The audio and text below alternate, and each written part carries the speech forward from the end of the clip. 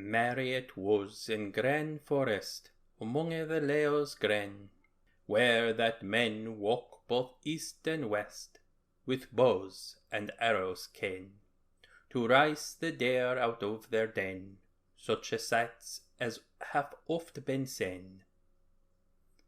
So opens a medieval ballad, in almost the exact same style, language, and sentiment as the ballad of Robin Hood and the Monk, the oldest existing written Robin Hood narrative that we have. For comparison, here are the opening lines to Robin Hood and the Monk. In summer, when the shaws be shene, and leves be large and long, it is full merry in fair forest to hear the fowl song. To see the deer draw to the dale, and leave the hills high, and shadow him in the leves green, under the greenwood tree. But that other ballad isn't about Robin Hood. It's about Adam Bell, Clym of the Claw, and William of Cloudsley, three other men living in the greenwood after being outlawed for poaching the king's deer. The original Robin Hood tales share a contextual history with a rich tradition of what often get called outlaw tales that were popular in England during the late Middle Ages. Historian Will Hoff was kind enough to brave the 15-hour time difference from Australia to join me for a discussion about those outlaw tales, the similarities that they shared, and a few quite notable differences. It was an incredibly enlightening conversation that has helped me think about my own perspective on these stories, and I hope that it does the same for you as well.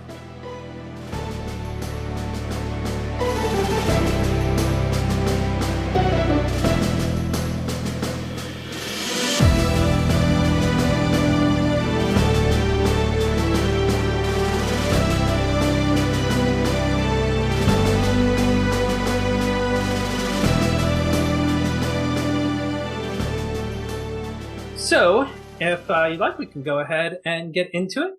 Yeah, sure. Let's go for it. All right. Welcome to the podcast. Our guest today is Will Hoff, who is a scholar and academic working on studying medieval outlaw tales. That is correct. Thank you for having me. Yeah. So, would you start by just telling us a little bit about yourself, your field of study, and how you came to have that as a topic of interest? Yeah, so I'm at the Australian National University in Canberra. So I largely got into it because of reading other Robin Hood scholarship and just really enjoying what's in there, but just wanting that little bit of extra detail. There was always these aspects to it that I thought was needing some refinement. Part of my motivation to go back to university, I went a couple of years ago, but I'm now jumping back in, is to start investigating these threads that I've always wanted answers to and starting to get that ball rolling. So yeah, very interested in Robin Hood as a cultural figure, and then a very big interest in the Middle Ages as a period. And so those two things coming together results in my sort of love for medieval outlaw literature, with Robin right at the front. So yeah, hoping to investigate some of these aspects of medieval outlaw literature, particularly Robin Hood, that I think need a little bit more investigation. One of the things that I really love about academia and science and history is how investigative it can be. You know, we love our mystery shows on television, and we often don't really think about how much solving mysteries is really at the heart of academic study. So now I'm just a little bit curious.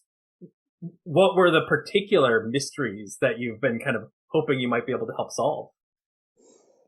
The big thing in Robin Hood historiography for since the 50s has been the big question of audience and who was listening to these stories and why they were listening to these stories and why it was popular. And it's been, I think, very much built into the historiography that you've got the Robin Hood stories individually, and then you examine them as individual stories with their individual audiences. And it's probably one of those things where it's very obvious, but because it's obvious no one's talking about it, is that clearly all of these stories are mobilizations of a much bigger story that everyone knows, that everyone's agreed upon. And then the stories that have survived that we now have are just products of that shared storytelling tradition.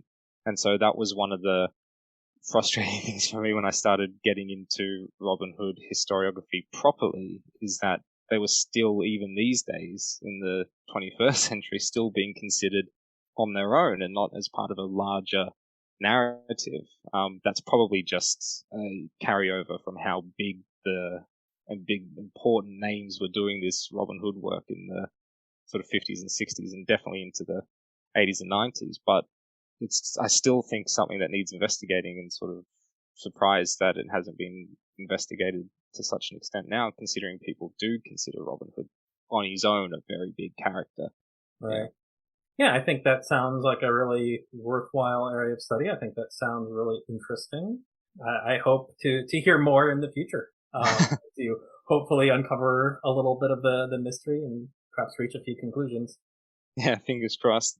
It's always detective work. There's always going to be questions that are unanswered, especially with medieval history where the sources just haven't survived in a lot of cases, which is heartbreaking. But you may as well do the work and see what happens. Exactly.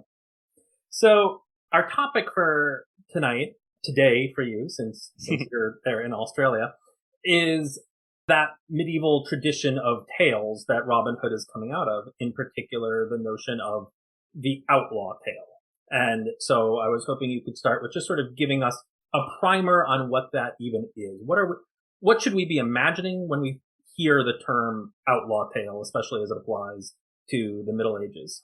I think the most important thing is that it's all to do with law, and it's all to do with the judicial system. There are lots of trickster stories around the sort of high to late Middle Ages that have people living in the forest and going in disguises like we see Robin doing, but they do it just for kicks, essentially. They do it just because it's fun, and it's fun to trick people. But with outlaw literature as a genre, the very important thing is that they are named as such. They are named outlaws. They are living outside of a pretty set legal boundary. So even if the story is a very comical one, or even if the story is pretending to be a history of a particular person and their life and their exploits, the generic trappings of the outlaw genre is definitely that there is a relationship between that character and the law, that they are pushing back against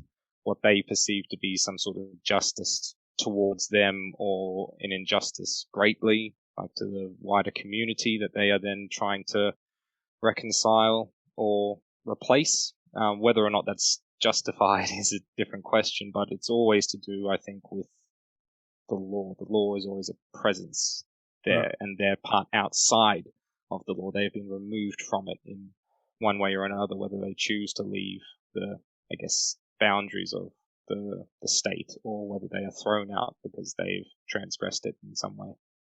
It makes sense. It's a very, very literal definition for what would make an outlaw tale in that case. Are there any particular genre conventions that we would associate with outlaw tales, aside from just the notion of living away from society?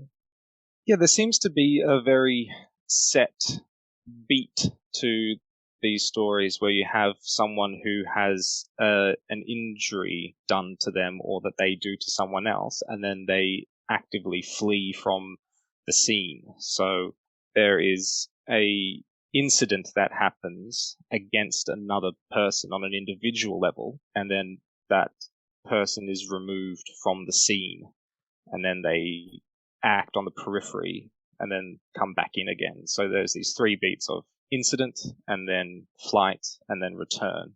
So whether that return results in the reconciliation of the trouble or results in their death in some cases, it doesn't really matter as long as they've returned there. So there's a pretty early example of this from the Warren Chronicle. It talks about a 10th century man named Wolfbold, whose father dies, and he misses out on his inheritance basically because his father gives it all to his stepmother, and so he goes to try and claim this back by just physically claiming it, kicking her out, taking it for himself.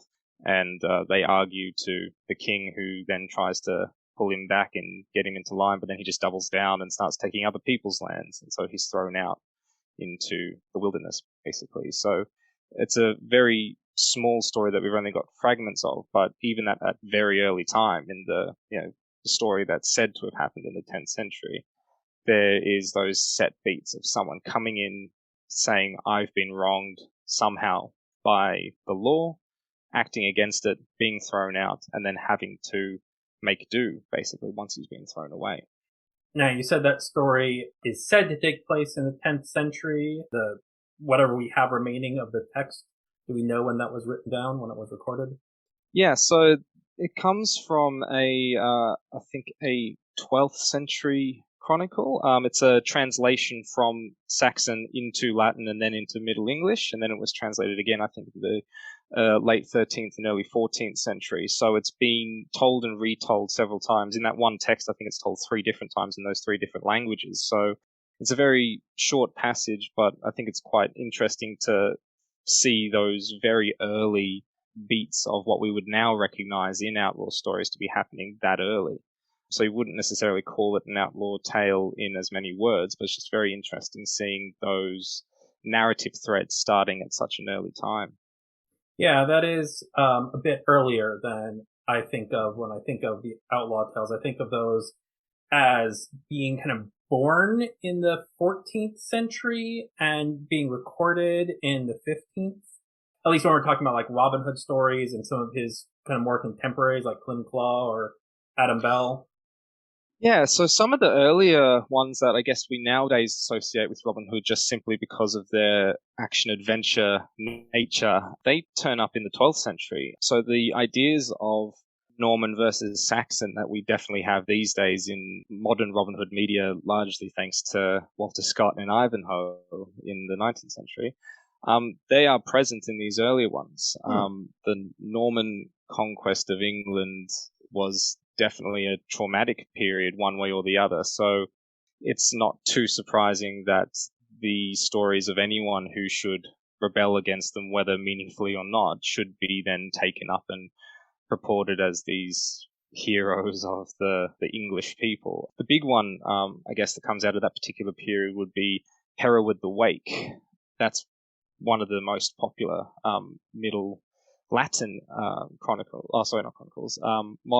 Middle Latin outlaw adventures from the 12th century. So that was written about 1110, 1120, 1130, that sort of 30-year. Generational after the Norman invasion of 1066 then.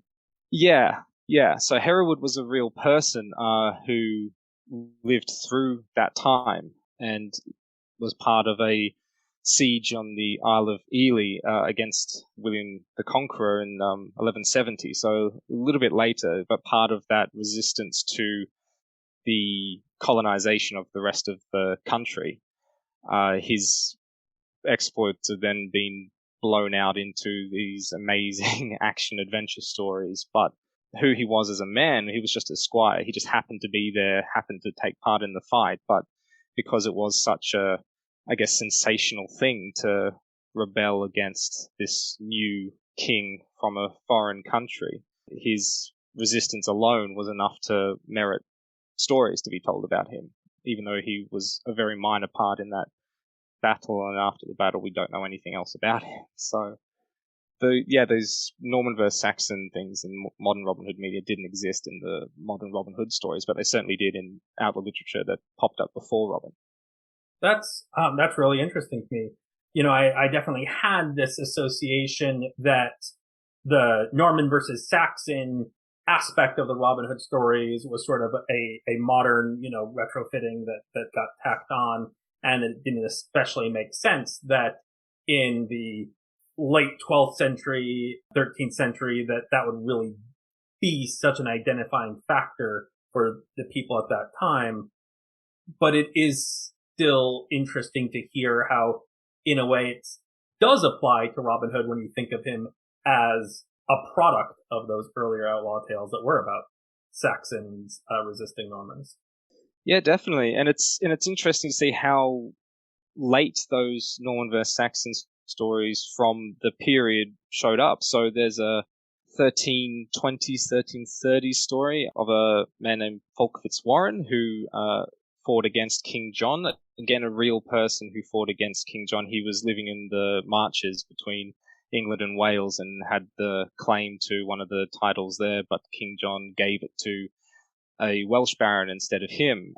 So that was a real man, a real incident that very much has its roots in that Norman versus Saxon divide, but this was happening in the time of King John much later. But in the 1320s, 1330s, this story was still being told, and it was the 1370s that we can, at the very latest, start dating Robin Hood stories. So even though they're very different content, the Norman versus Saxon divide in popular outlaw narratives is still being told around the time that Robin's starting to lay down his roots. I have to admit, that makes me feel more charitable towards our modern stories that lean into that Norman and Saxon division for Robin Hood. Yeah, so it didn't necessarily come from them, but they would certainly a contemporary of these stories. So much, much later for Robin, but he was still, as you say, part of the cultural milieu of the time, I suppose. Yeah. And I think that also gets both to one of my other questions I wanted to ask you, and the topic that you said you're really kind of researching, that idea of audience. You know, this idea that if we're still telling these sort of Saxon resistance narratives into the 13th century, I would read into that these are not tales for the gentry, exactly. Yeah, that's been the argument. That's been the big argument that people have been having for years.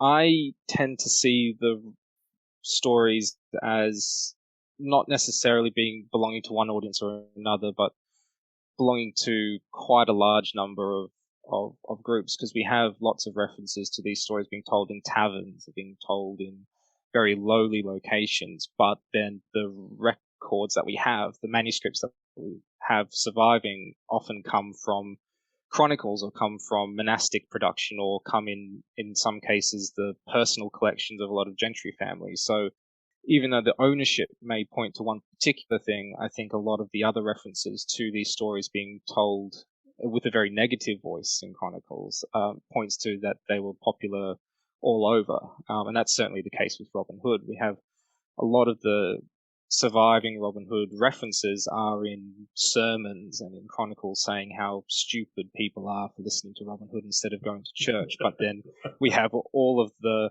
records surviving from priests who wrote these stories down to recite them in church, or from gentry families who kept them in their personal collection because the moral was one of aspiring to your class and doing the right thing by your community. So that's been the big debate, is which group of people were more likely to hear the stories than the other. So evidence points a few different ways, but I think broadly you can say that everyone was hearing it. They're popular for a reason, that not just one particular group heard them. And in a lot of the cases, they start from a lowlier audience and work their way up in popularity. Yeah, I've heard that cited as a reason why, at least in the case of Robin Hood stories, that idea of working its way up through the social strata is why Robin Hood's origin changes, how he goes from being more of a man of the people, kind of a peasant class or yeoman class, sort of a middle class area, to the dispossessed nobleman. And that being something that came about later, that took a while to sort of matriculate upwards, and that when it did, everybody who's now like actually writing down the stories instead of telling them in taverns are starting to write him as that nobleman.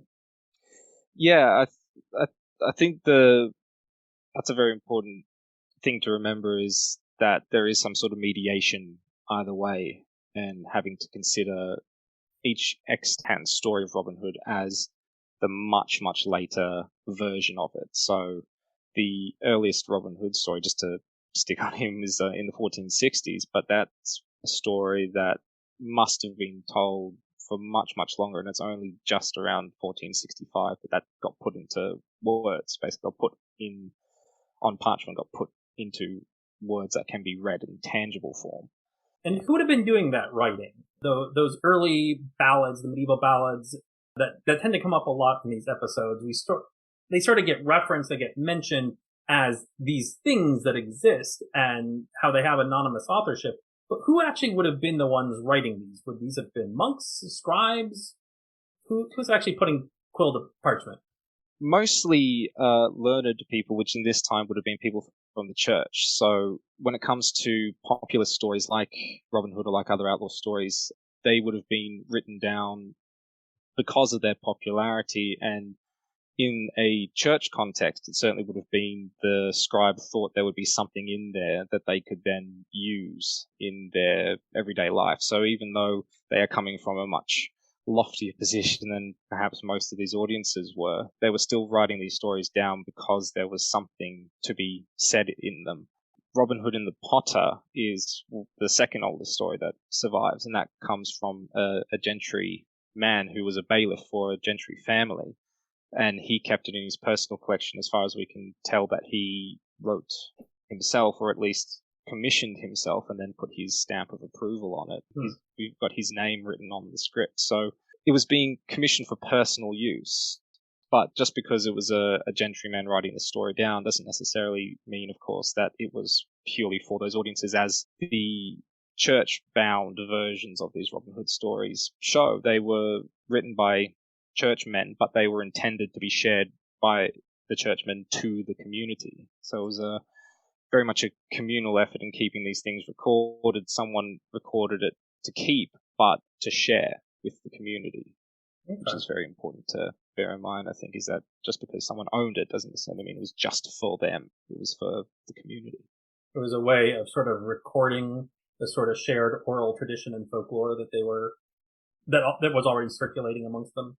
Yeah, and also I think it's also just a thing of keeping fun stories written down. So you have, for example, Hereward the Wake. He was a nobody, essentially. He was a squire who happened to fight in this battle, but then got mythologized or romanticized to having these crazy adventures between England and France. But his life story was put down in a chronicle record and written as a history. It was actually commissioned by a gentry figure, by a cleric, and he had a lot of trouble, the cleric, in researching this. So he wrote half the story, which was very crazy and wild, and then found no more sources and stopped writing.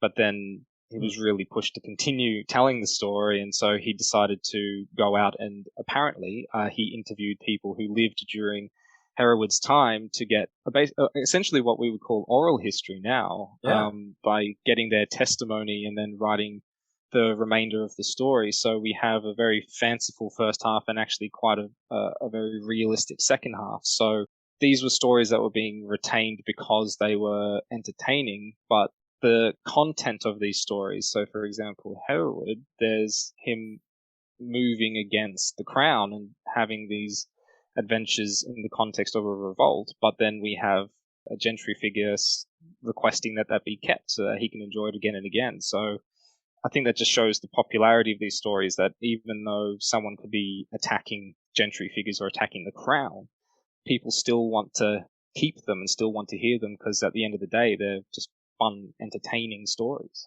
So Hereward of the Wake is one of these kind of early outlaw figures in some ways, sort of figure of resistance, it sounds like.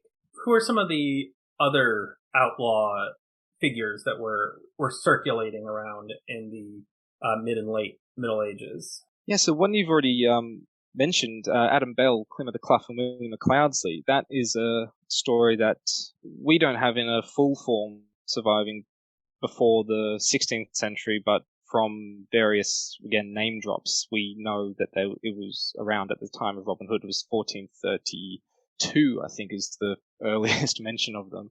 They are outlaws very much cut from the same cloth as Robin. They're a group of men who form a fraternity or brotherhood. They call themselves, to call each other brothers. They live in the forest. They are outlawed because they shot the king's deer. William of Cloudsley gets captured and put in prison, and so Adam Bell and Clem of the Clough have to rescue him. So it's very much in the same manner of the Robin Hood stories, these action-adventure stories that have a very full and bold heart to them more than anything else. They're just fun adventure stories. The other big one is the Tale of Gamlin. So that was about 1330, 1340, 1350, they reckon that was written, which is, again, in the same sort of mode as Robin Hood, in the sense of being someone who is living in the woods and wanting to right social wrongs. But interestingly enough, it's in that same sort of mode as the earlier stories, in that there is a judicial inheritance issue. Gamelin is cheated of his inheritance by his wicked older brother and is banished to the forest after being locked out of his house, essentially. And he returns to civilized life, I guess, but he decides to throw out the court that he's been called to and stands in the justice's chair and says that he's going to pass judgment on everyone else. So we've got these very contrasting stories being told around the sort of mid-14th, mid-15th century, where you have some outlaw stories that are very much driven by the rule of law and driven by these people who claim to be the truer versions of the justice that has since been corrupted. And then on the other side of that, you've got stories like Adam Bell, where the heroes are the people who have just straight up committed crimes, but they have rip-roaring adventure stories. There's a very interesting divide there between those two traditions, but they are both just as celebrated and just as popular. When you say that they were popular, what sort of evidence do we have for their popularity? I think in very simple terms, the fact that they've been written down, the fact that, again, they were thought important enough and popular enough to keep, but also there's lots of name drops. That's how we can date Robin Hood beyond the oldest surviving manuscript from 1465, is that there is lots of name drops in court documents, and in Westminster, even in the law courts, there are references to Robin Hood. The same with Adam Bell. There's lots of references to Adam Bell in, again, law courts and just in general everyday use. That is outside of the context of being literary. They're just name drops, essentially. But these little name drops from the couple of hundred years before we have the oldest surviving stories tells us that clearly these stories were being circulated. But particularly with Robin Hood, just because he's the one that has the most name drops, they're being used high and low. They're being used in Westminster in 1429 in Westminster as a way to say that someone is stating the obvious. They chose to say Robin Hood in Barnesdale stood. So it's just saying everyone knows this. Everyone knows this item. Would you say that is sort of an idiomatic equivalent of, is the Pope Catholic? Like, oh, yeah, yeah, definitely, yeah. They're saying everyone knows this. We get this. People know this. Why are you telling me this? In the 1370s, we have William Langland just very casually dropping Robin Hood in Piers Plowman. That's a very well-trodden reference, but very important in terms of having what is essentially a pop culture reference to Robin Hood in other literature. And then, of course, we have place names. These are the other big ones. We have Robin Hood's Bay up in North Yorkshire. That has been named Robin Hood's Bay since at least the 1320s. So it's these little things here and there that we can pick up that aren't necessarily textual evidence or literary evidence, but that clearly show that there was a tradition much longer, much older than the extant stories have been around. One thing I definitely wanted to ask was why Robin Hood grew so much to be a legendary figure, more so than these others, and really stuck around in our popular consciousness. But it sounds like he really kind of was, going back to at least the 1300s before we could really say, he's the one. Him and Randolph Earl Chester is the one that Sloth is mentioning in Piers Plowman, that we've got Robin Hood Bay, you got Westminster there. It sounds like he already was more popular than the others before we even have written down stories.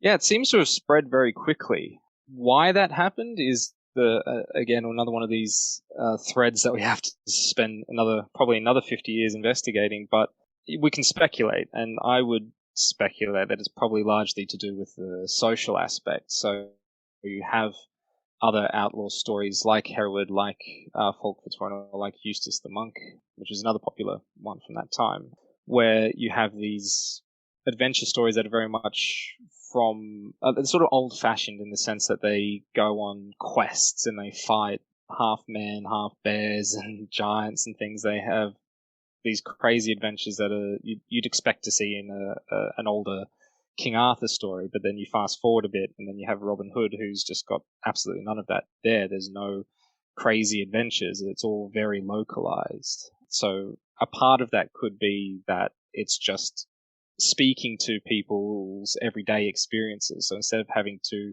imagine these, kings and courts and their amazing adventures, you can just imagine the town down the road where outlaws are always there robbing people. So they're much more grounded, and so they're much easier to latch onto and visualize. Yeah, that's a really, really good insight and an interesting one, that it was Robin Hood's relatability that made him popular.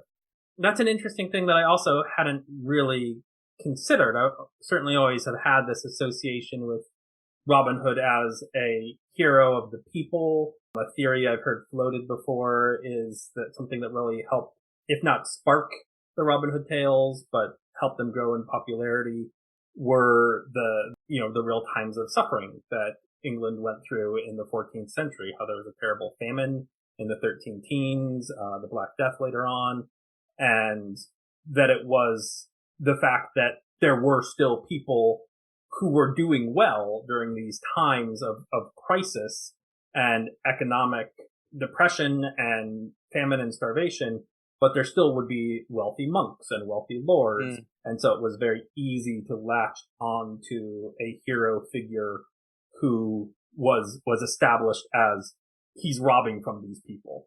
Yeah, absolutely. I think it cannot be stated enough how important the Black Death was in shaking up the social order. That's not to say that things changed overnight, but it certainly forced these people, high groups, higher ranks and lower ranks, to connect in a way that they haven't really connected before.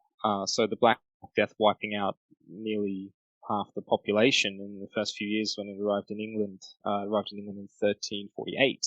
It just completely eradicated mostly the workers. That's the big thing that comes out of the Black Death, is these complete lack of workers to work the land. And so there's this perception that landlords were willing to pay through the nose to get anyone to work their land. And there was a feeling, whether or not it was necessarily true in the economic data, but there was certainly a feeling that these laborers could just show up, work a few days, be paid buckets, and then go off and not work for a year because they've already made bank. But I think the big thing to come out of the Black Death was, forcing these two groups to connect for the first time and have these people who worked the land being able to afford to be able to buy their own land, and having these people who were gentry figures not necessarily be the superiors of their social inferiors anymore, because those people who are of lesser rank actually have money now. They can dress the same as everyone else. They had all these sumptuary laws come in saying what you can and can't wear, so that you could definitely tell the difference between a lower ranked person and a higher ranked person. It was all about appearances. But you had these, people climbing the social ladder, not necessarily because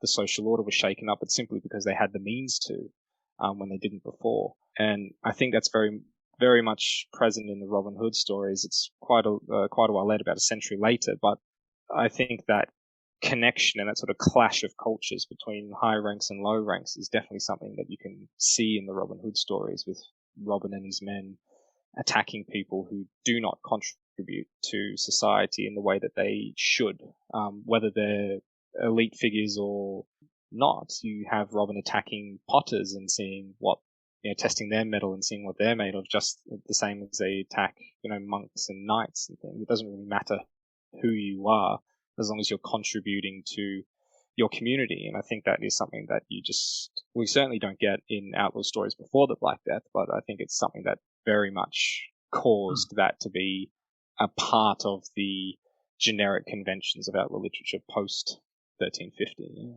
So in more modern Robin Hood tales, the idea of there being a rebellion against an unjust order comes up quite a lot. That's really at the heart of the whole resistance to Prince John and helping King Richard reclaim his throne. The idea that there was a corrupt form of government, and we want to protect the people from this. And Robin Hood is a figure seen as helping to lead this resistance. In the earlier stories, they're not that grandiose. They're much smaller tales and much more easy to relate to for people. But now I'm kind of wondering if, following the Black Death and following some of the riots, I'm wondering if there were stories that were coming out of that surrounded perhaps other figures. Like, was there a series of tales about Wat Taylor, or anything like that? Story, kind of folk stories, outlaw tale-ish sort of stories that had to do with that theme of rebellion and resistance. Yeah, so what Tyler had a few romances written about him, but I think they were very much not as widely disseminated or widely popular. They were very much reactionary. They were reacting immediately to this crazy event that was the Peasants' Revolt in 1381. They sort of came up and went back down again. They were, I guess, sort of literary versions of political cartoons that you get in the newspaper. They were just reactions to this crazy event that happened, but then they sort of died down, and it was obviously returned to. So we've got this idea of Wat Tyler, sort of romanticized idea, kind of like what we do with Robin Hood, or even Hereward the Wake, with these 19th century novelists coming back to medievalism and telling these grander stories. And we've probably got a bit of a bigger picture of some of these figures than we would have if these novels didn't happen. But for the most part, I think the rebellion comes through just simply the challenge, the fact that there is someone challenging these ideas. So an interesting thing is, I think, the motivation and where these people are coming from, these people being the protagonists of the stories, what perspective they have. So going back to the tale of Gamlen from 1350-ish, so about the time of the Black Death, but before the Peasants' Revolt, he's an outlaw, and then he comes into law courts and says, I'm going to replace you all. But the difference is he is a nobleman still. He is a gentry figure of some degree who is then replacing the corrupt law courts. But he can do that because he's noble. So I think it's an important thing to remember that in the Middle Ages, there wasn't necessarily that same divide between sort of lower ranks and higher ranks that we maybe have a bit more sensitivity of these days. We look at some of these outlaw stories or some of these events in the Middle Ages and say, well, why didn't these lower ranks rise up and try and replace this system that was clearly oppressing them, that was clearly not working? Which is probably why the Peasants' Revolt is these days such a iconic image of that particular time, because it was a group of people just getting the fire in their belly to rise up and attack. But in the Middle Ages, there was genuinely a sense of social hierarchy. There was a sense of, I have my part to play.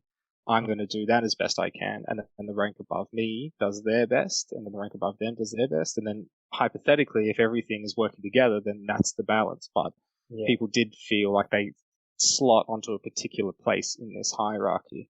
Very religiously enforced hierarchy, too. Yeah, definitely. Yeah. So that classic three estates thing of those who fight, those who pray, and those who work. Very broad, but people could go into one of those categories. Again, which is why I think Gamlen can challenge corruption and law and order and replace them, is because he's noble, as opposed to one of his other outlaws who maybe are of lesser rank. It would be crazy for them to jump up and do that, because by what right do they have to challenge the law? And I think that's what's very interesting when you fast forward 100 years and get the Robin Hood stories, is that you have these outlaws not necessarily challenging the social order, but demanding that everyone does their bit. Mm-hmm. Yeah. Is Gamlen a known historical figure? Are there law records that we can look at that refer to him? Not of Gamlen, no. Gamlen's a common name, but Gamlen, as far as we can tell, was not a historical person. But Hereward the Wake certainly was. Eustace the Monk, the other big popular outlaw story, he was certainly active in the Middle Ages. He was a pirate for both King John and King Philip, right at the end of King John's reign. And then Fulk Fitzwarren was a historical person too. So we have quite a lot of records for some and very few for others. For example, Hereward, as I mentioned before, he was just a squire who happened to be there, and then there's these grand stories told about him, as opposed to Eustace, who was a monk in France, and so there's all these records of the places that he trained and him coming into royal service. He went from France to England because his father was murdered, so he's got landed interest in England, so we can trace him that way. And much the same with Fulk Fitzwarren as well, a Marcher lord who was wronged, and so we have records of him and his family. The first third, actually, of his adventure story is just a history of the Warren family, so there's quite a lot that we know about him. But Gamlin, I don't think he is a historical figure, no. Now, one of the traditional members of Robin Hood's band, I've come to understand, has some historical precedence. Robin Hood himself it's still kind of one of those really big question mark areas. There's a number of historical people that various people have pointed at to say this could be the one that inspires the stories. I don't find any of that kind of evidence especially compelling, and it seems like it's all just a really big question mark there. But I understand that one of the merry men who does not appear in the earliest Robin Hood stories, and later got incorporated, was based on a real outlaw, and that would be Friar Tuck. Yes, Friar Tuck. Robert Stafford, I think, was his name. He was active, I think, in 1425, in the 1420s. Yeah, he was a monk who made a priest who got a band of men together and was raiding the countryside and under the name of Friar Tuck. So he's roughly contemporaneous with Robin Hood. The earliest Robin Hood play that we have is from the 1470s, so a little while later, but that's the first mention of Friar Tuck in a medieval source associated with Robin Hood. So there's all sorts of debates of whether Robert Stafford inspired the warrior monk to enter into Robin's band. We now have the sort of Howard Pyle 19th century image of Tuck with his sword and with his little tin cap on, and that's very much, I guess, what Robert Stafford would have been like running around in his. We can picture him in his habit, and then with his sword and his band of men. So, yeah. However much that impacted the Robin Hood stories, we don't know. We're not sure if Stafford took on the name Friar Tuck because of the Robin Hood story, or if Stafford was the origin of Friar Tuck into the Robin Hood stories. We just don't know, but it's a great thing to think that of all the things that we don't know about how the Robin Hood stories were transmitted, we know at least there was someone called Friar Tuck doing exactly what you'd picture Friar Tuck to do at that time, yeah. Yeah, and the issue gets even more muddled through the Mayday games and Morris Dancing, where a jolly friar is one of the stock characters, and there's a lot of notion that Robin Hood was being incorporated into the Mayday games, and that was where Marion, as sort of the role of the May Queen, got incorporated into the Robin Hood stories through that association, and that might be how Friar Tuck also came to be associated. So it's really a big muddled assortment of which things inspired which and which came first, but it is still interesting to know that there was actually an outlaw named Friar Tuck running around.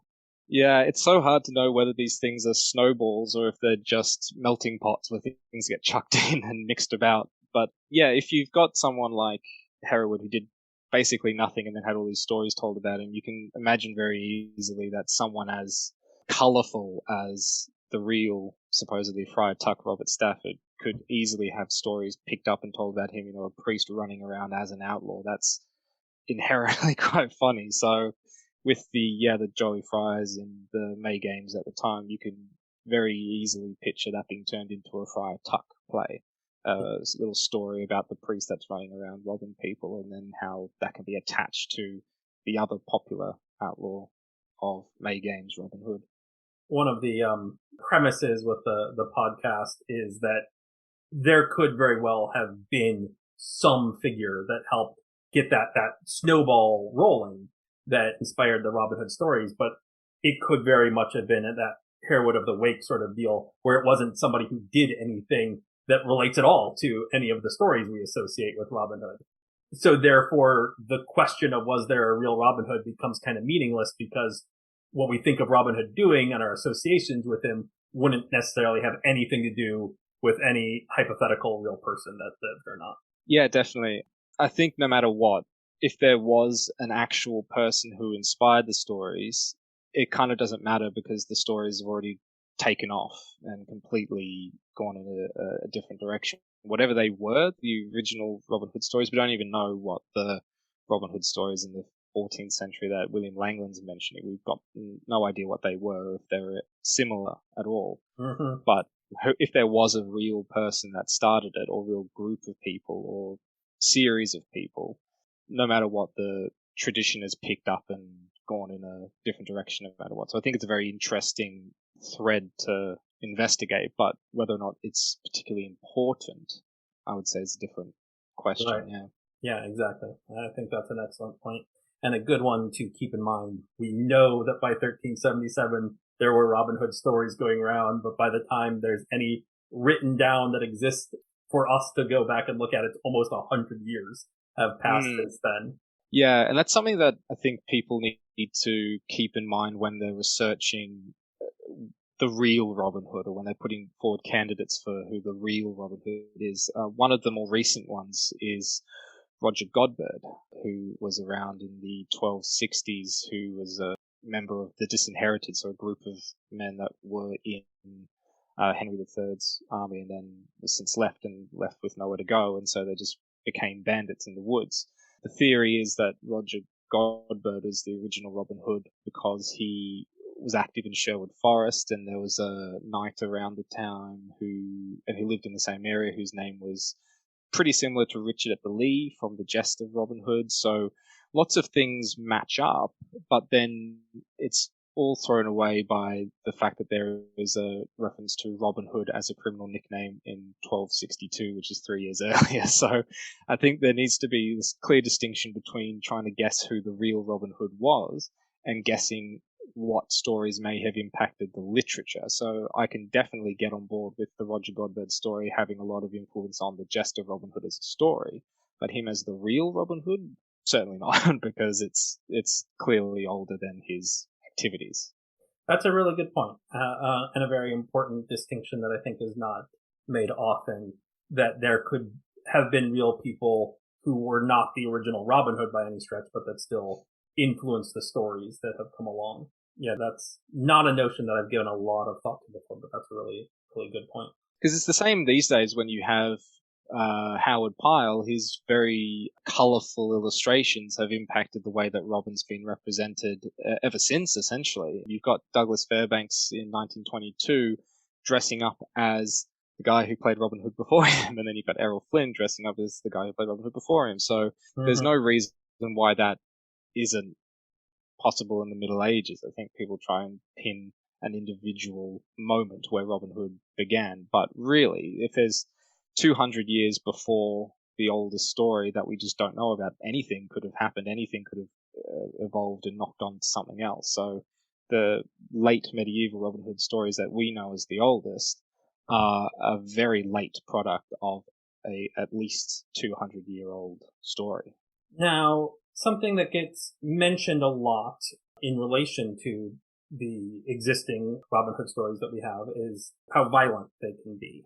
And that catches people off guard sometimes. Are the other outlaw tales that we have from that time also of a similar bent? Are they also kind of violent in body in that sort of way? They are. They're quite humorous in the way that they deal violence, in the sense that it can be quite, as you say, bawdy. You can picture people in taverns hearing these stories, and then when someone gets their head cut off, people just cheering because it's, an exciting moment. Tale of Gamlin. Gamlin's supposed to be the hero. He's very true and noble, but he comes home drunk one night from being out with a group of people after watching a wrestling match. The porter won't let them in because he's been told by Gamlin's brother not to let them in, so he's just doing his job. And then when Gamlin kicks the gate in, he snaps the guy's neck and throws him in a well. So there's lots of very casual violence, but ones that are accepted as, in some ways, part of the genre, like, I guess, Gamlin's breaking of the porter's neck. But then also, violence was just a part and parcel of living at the time. So it may be quite shocking these days to read about some of the gorier aspects of outlaw stories, but it was very present at the time. It was definitely the thing that maintained a lot of these social relationships at the time. Not necessarily violence, but certainly the threat of violence. In the 15th century, certainly, violence was judged not by the actual act, but by whether it was reasonable or not. There's a story of a man in John Wackworth's chronicle in 1466.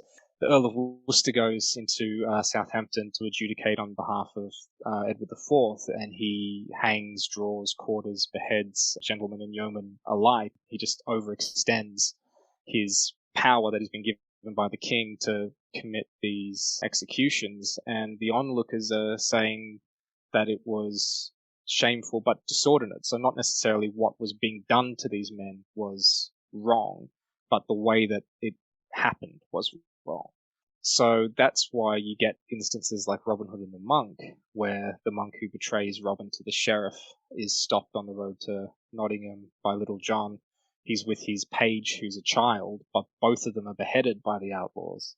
And the monk, his beheading is, I guess, reasonable, but anyone else would be thinking, well, why is the child getting his head cut off as well? There was definitely a feeling in medieval literature that if you're in close enough proximity to someone who's done a bad thing or associated closely enough, that you also deserve what you get. Guilt by Wonderful. association. Yeah, exactly that. There's quite a well-known story called The Snow Child, which is popular in both France and England. Well, we have it surviving from an 11th century collection called the Cambridge Songs. So a businessman comes home from a trip abroad, and his wife has gotten pregnant and had a kid. And he says to her, what's going on? And she says, oh, well, it was snowing really heavily one day. The snow absorbed into my skin, and then I got pregnant and had this child. And so he holds his tongue and buys it. And fast forward a few years, the kid's grown up. He takes the kid on a business trip and then pushes him in the river and drowns him. And then when he comes home, his wife's distraught, saying, well, where's our son? And he says, oh, yeah, it was just a very bright, sunny day, and the kid melted, sorry. And because he's going along with her lie, she has to accept it. So even though the child's innocent here, she's closely enough associated with the mother's sin and her transgression that his demise is seemed reasonable. And to be fair to all of these storytellers at this time, religious stories are also filled with this. Biblical stories have lots of death by association, and these would be in the other stories, even the righteous stories that they're getting told on a regular basis. Yeah, absolutely. It's a funny contradiction in churches, people getting mad that people would tell Robin Hood stories in church as a moral lesson instead of reading out scripture, when scripture was often embellished. They embellished the gorier elements to retain the attention of the congregation. And so when they switched it out for Robin Hood stories, that was a bit too far. But telling the story of a saint who goes through really gruesome stuff is totally fine because it's in the context of a, I guess, sanctioned text. Yeah, having the death of Job's children, the life of Lot, just, lots of people getting wiped out because they're in the wrong place, the wrong time, because they're associated with the wrong people. So with the idea of Robin Hood stories being told in church, a common facet in the ballads that we have existing is his devotion to Mary in particular.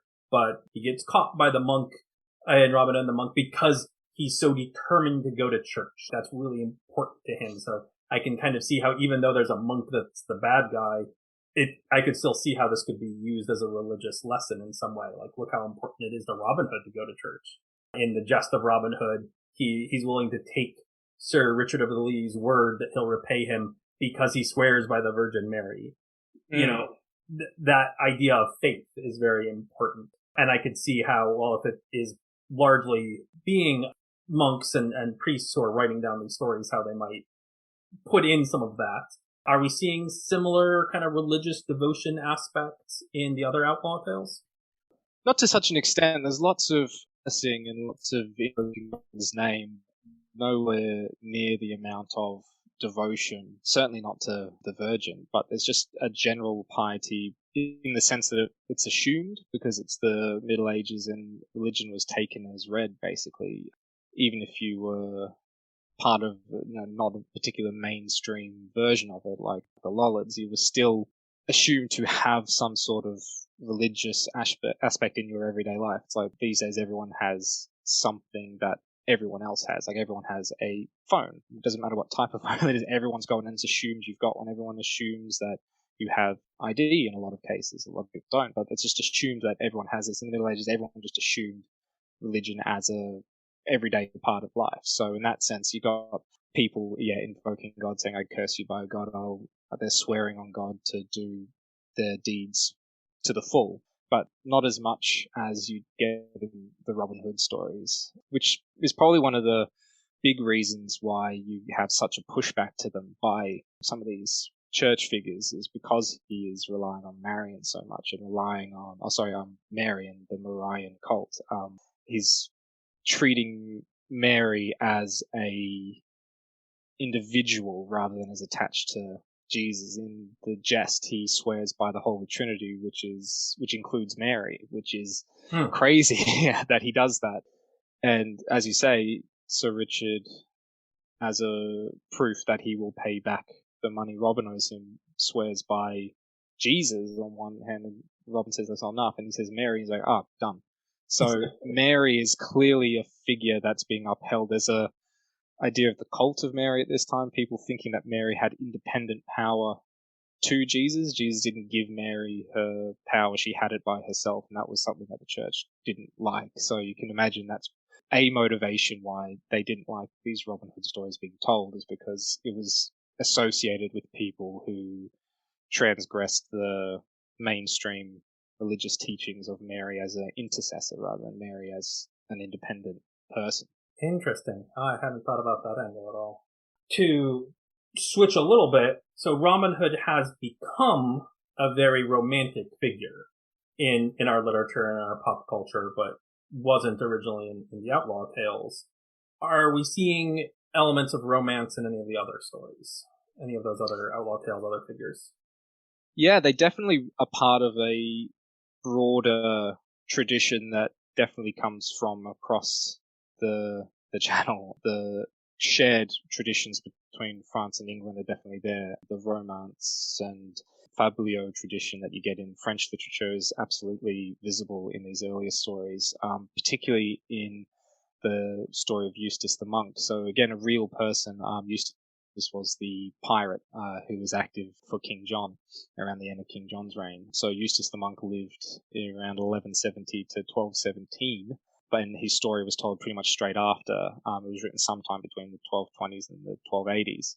He's someone who is supposed to be a shapeshifter. Apparently he lived under a cave and was taught by the devil how to do all these crazy tricks. And when he leaves the monastery that he became a monk under, he just spends his time dressing up and tricking people, basically. And that's ripped straight out of the French tradition of tricksters, where they have no real motivation to do what they do other than it's fun to trick people. And halfway through the story of Eustace and the monk, that's when his father's murdered, and it suddenly becomes a very more anglicized judicial outlaw story in that sense. But everything before then, he's putting spells on people. He turns a sheet of bacon into an old woman to freak people out at a tavern, and his friend makes a spell to have a flood of wine chase people down the street. So it's just all these weird shape-shifting trickster adventures that then suddenly turns into an outlaw story. And when Eustace is an outlaw, when he's in the woods acting against the Count of Boulogne is his enemy, every new section of the story he's dressed up in a different outfit and he's pushing a cart pretending he's a carter, and then the whole point of that episode is just to whip off his mask and be like, it was me the whole time. But this happens again and again and again, so that's very much in that shared English and French literary tradition that drops off a bit later on, but they're very much in that tradition, like I said earlier, of the sort of King Arthur stories. There's these adventures, there's these quests that people go on. They travel far and wide. They're from England, but they go to Ireland, they go to Flanders, they go all over the place, and then come back to England to do their more anglicized outlaw story stuff. But very much a mashup of these two traditions. You have the French romance, and you have more modern at the time English adventure outlaw stories. That's really interesting. I'm not surprised that there is a kind of crossover sort of mashing of those sort of literary genres, as it were. I think it's also kind of funny how one of the figures that we can very historically verify is also one of the ones that has so much mysticism and magic associated with them. There's something ironic about that. Yeah. How about, though, romance in the more modern sense, in terms of stories with romantic love? Are we seeing that crop up in any of the outlaw tales? Because, Marion isn't appearing in any of those stories with Robin Hood early on. He doesn't have any love interest. What about any of these other figures? Do they have love interests? Yeah, definitely. Hereward the Wake has a wife.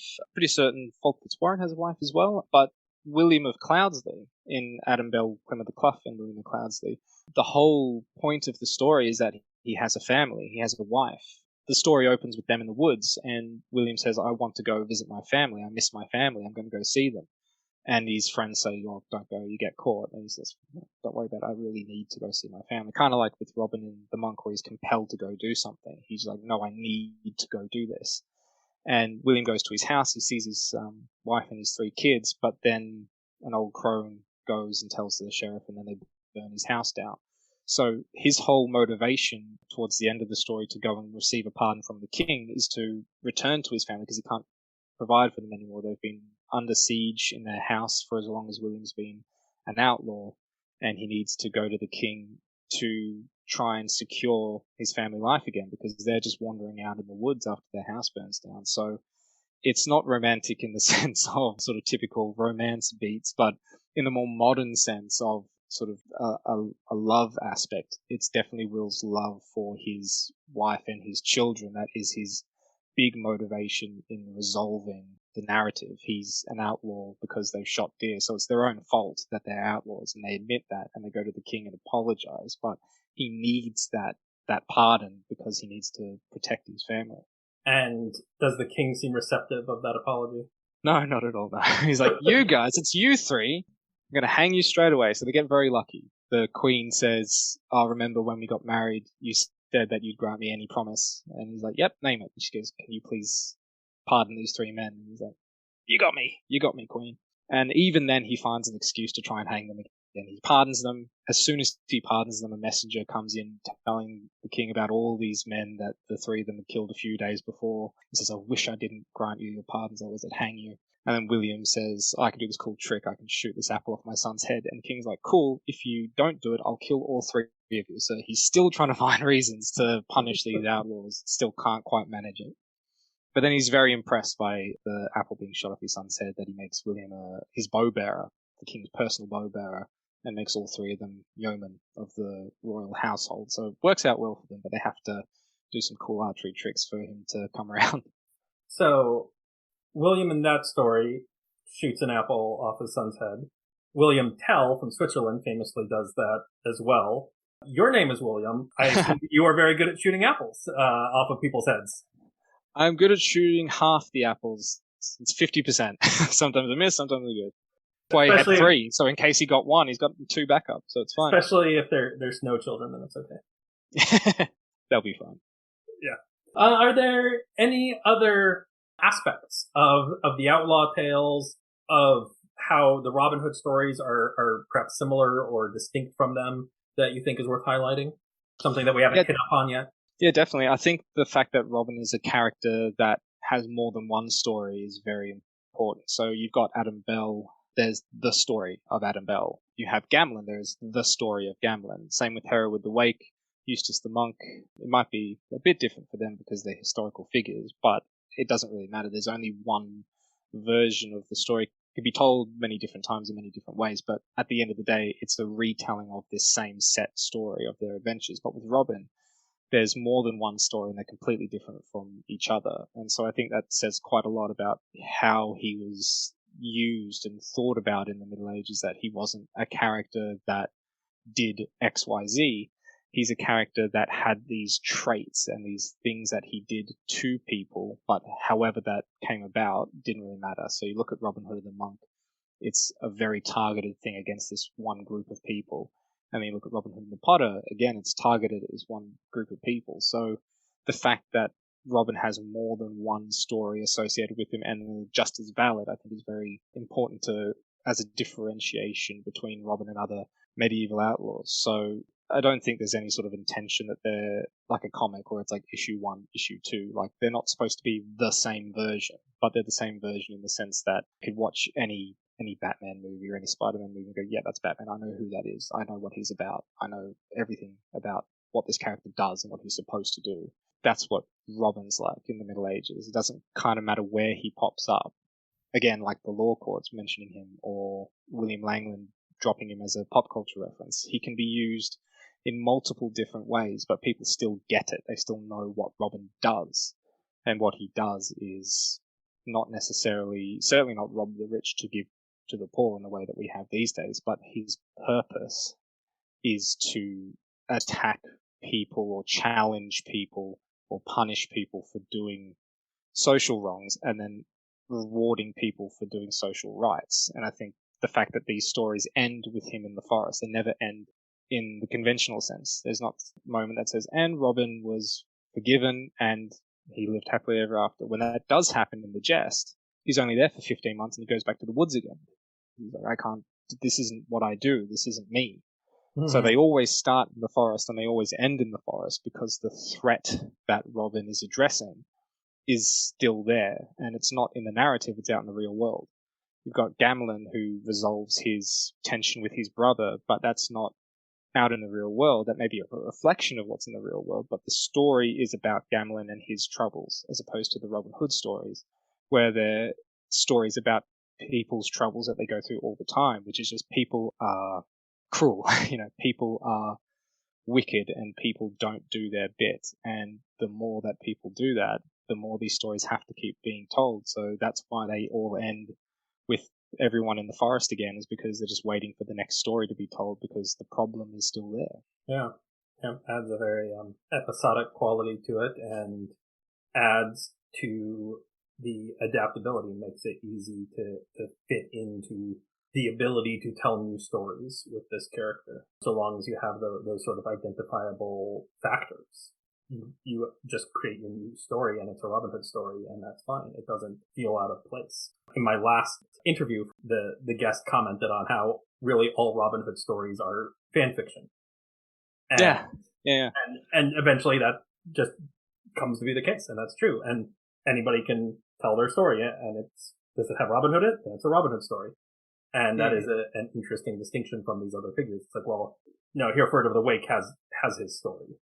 Yeah. It's like with showrunners, they write like fan fiction about their favorite shows when they're a kid, and then when they grow up and become professional writers, they're suddenly in charge of the show and they're making the show. So it's all about the authoritative aspect of it, like what angle you're coming at. But in the Robin Hood context, like, well, anyone can write anything because it's about social ills. So he can really fit into. That's when you get things like Rocket Robin Hood. Like, you can place him anywhere, put him in these crazy situations. There's amazing Australian miniseries called Robbie Hood, where it's set in Alice Springs, and it's just mostly about the troubles of the indigenous kids in town having to put up with the sort of systematic oppressions on them.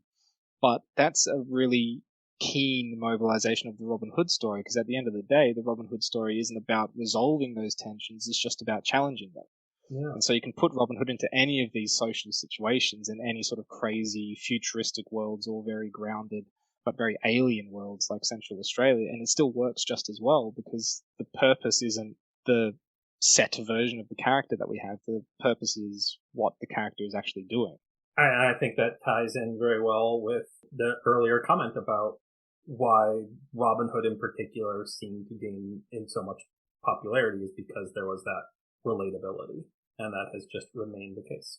Yeah, for sure. It's probably not to such an extent as what Maurice Keynes called the peasant discontent. It's probably not as much as that, but it is in the sense that there is someone who is getting what they deserve, and it doesn't matter who they are. A monk can get beheaded because he has done wrongs, in the same way that, again, the Potter from Robin Hood and Potter, he gets pulled up. He's on the same rank as the Outlaws, but if he was lying, cruel person, there's no way that he wouldn't have been beaten and robbed like anyone else. The distinction is in the type of person that they are. The Jest of Robin Hood makes that pretty clear, when even the cellarer of St. Mary's Abbey is offered the same amount of money as the knight is. He says, if you tell us how much money you've got, we'll give you a loan. And he says no. And so he's like, okay, cool, we'll take your money. So he's given the same choice, the same opportunity as everyone else, and it's how you respond to that that depends on whether you're punished or not. Right. Whereas Sir Richard of the Lee is a nobleman. He's of the gentry. He's higher class, but he is aided because he was down on his luck and honest. And honest, yeah. That honest part is really emphasized. Yeah, I think that's been a big thing of the people who think that the Jest of Robin Hood is for a gentry audience, because they say, well, why would he help this knight? And so, well, because he's honest, and it's in the text. It doesn't matter who he is; it matters that he's true to his purpose. He's honourable. He treats Robin with respect. When he goes into the forest, he greets Robin like he would a lord in a household. He acknowledges that this is where Robin's domain is. So it doesn't matter that he's a knight. It doesn't matter that they've given him all this stuff. They've given it to him because he's true. They'd give it to anyone who they deem is a good person at heart and take it from people who they think isn't. Mm-hmm. Well, before I let you go, towards the end there, we were getting into some of the adaptations of Robin Hood and how flexible he can be and how he can appear in a lot of different forms, and he certainly has over the centuries. And so, which of them are your favorites? If you had to pick like a interpretation of Robin Hood to be the one that you most go to, what would it be? No. Well, my favorite one is the Jonas Armstrong series from 2006.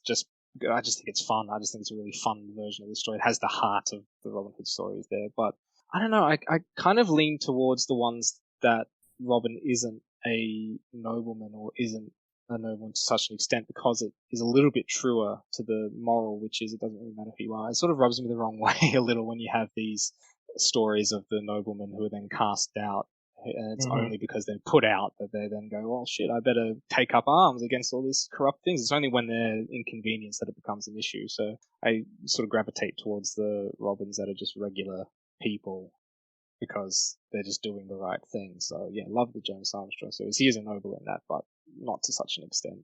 There's a really good miniseries on the BBC from 1975 with Martin Potter called The Legend of Robin Hood, where I think he's a noble there, but it's a sort of child whisked away sort of story. So he's really been raised by regular people, and that's the reason he fights. Same with Robin of Sherwood as well. He's a regular person, and that's why he fights, and that's quite good. So yeah, the problem is I like them all. It's not a good answer, but it's like, I like all of them. That's why even like when bad Robin Hood adaptations come out, I don't really mind. It's like, well, I've seen, if I want Errol Flynn, I'll watch Errol Flynn. If I want Russell Crowe, I'll watch Russell Crowe. If there's a new Robin Hood, I'll watch it. There's enough. I'm happy with anything. Happy with anything new. Gives you lots of options then to pick from. Yeah, for sure. And then always coming back to the medieval stories. So, where can people find you online? You engage in social media about Robin Hood. Where can people find you?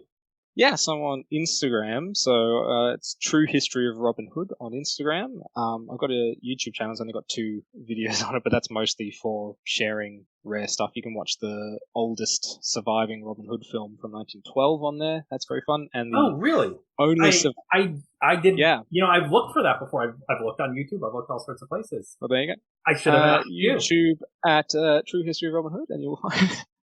And also Patrick Troughton's only surviving episode of Robin Hood from the TV from the 50s. It's the oldest adaptation of Robin Hood on the TV. There's only 8 minutes surviving of that. That's on there. I had heard that he had done that, and I know that he also appeared in the Richard Green series too a little bit later. Yeah. And then his grandson Sam Troughton plays Much in the Jonas Armstrong series. I did not know they were related. Yeah, it's one of those things where once you know it, you can't look at Sam Troughton a different way and go, yep, he's in that family. There's strong genes in the Troughton family. Oh, that's fun. Oh, well, that's great. Yeah, well, only 2 videos on your YouTube channel, but I'm definitely going to have to check those out. They're good. They're a good too, so it's a good starting point. All right, and True History of Robin Hood on Instagram. All right, any closing thoughts for us? Oh, just bear in mind that the original Robin Hood didn't necessarily rob from the rich and give to the poor, as we know, but he did just as much, which is to challenge people who did good. His whole moral thing was don't be a dick, basically. Don't be rude, don't be mean, don't be cruel, and you'll go far in life. And that, I think, is the foundation for everything that's come later. So the original Robin Hood was always about doing your bit, especially these days, especially with what we've got going on in the world at the moment. It's very important to do your bit for everyone's sake, not be selfish. That's the original Robin Hood's way, and it always has been 800 years later.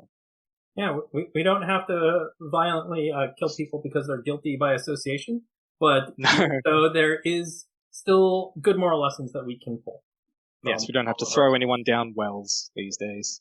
Well, thank you so much for taking some time out of your day and coming into the Greenwood with me. It's been really appreciated. Thank you very much. I've been looking forward to it. Yeah, enjoy the rest of your Wednesday. You too. Have a good night.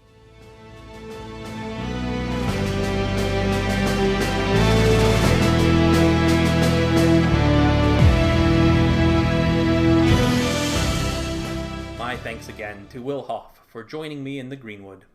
Our conversation gave me a lot to ponder in regards to Robin Hood tales growing in their popularity, due to both their relatable nature and the more serialized format in which they came to exist.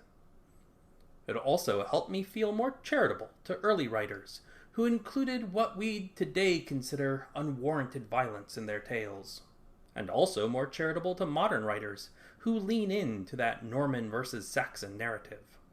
Also, I need to find a copy of Eustace the Monk immediately, because there's a gap in my literary knowledge that I think can only be filled by the tale of a piratical monk with shape-shifting powers that's based on a real person. Make sure to check the episode description for article links to learn more about Eustace, Hereward the Wake, Gamlin, and other figures, both real and literary, that we mentioned in the episode. Into the Greenwood is currently commercial-free, so you can get right into the uninterrupted interviews with our guests. We can only stay commercial-free with your support, though. If you would like to support our work, you can go to patreon.com/intogreenwood and help out for as little as $1 per episode, and get access to bonus audio and other rewards with higher tiers. For a one-time donation, you can instead go to ko-fi.com/intogreenwood. That's ko-fi.com/intogreenwood. And 10% of all proceeds will go to our selected charity, which is currently Trees, Water, and People. If you can't support us financially, hey, Robin Hood would understand, and so do I. But you can still help immensely by telling your friends, coworkers, your hairdresser, the town crier, and whomever else all about the podcast. You can also share us on your favorite social media apps, of course, where you will also find us with the handle of @IntoGreenwood. Into the Greenwood is produced and hosted by me, Thaddeus Papke, and our theme music is by Plastic 3. Thank you for spending some time with us in the Greenwood again.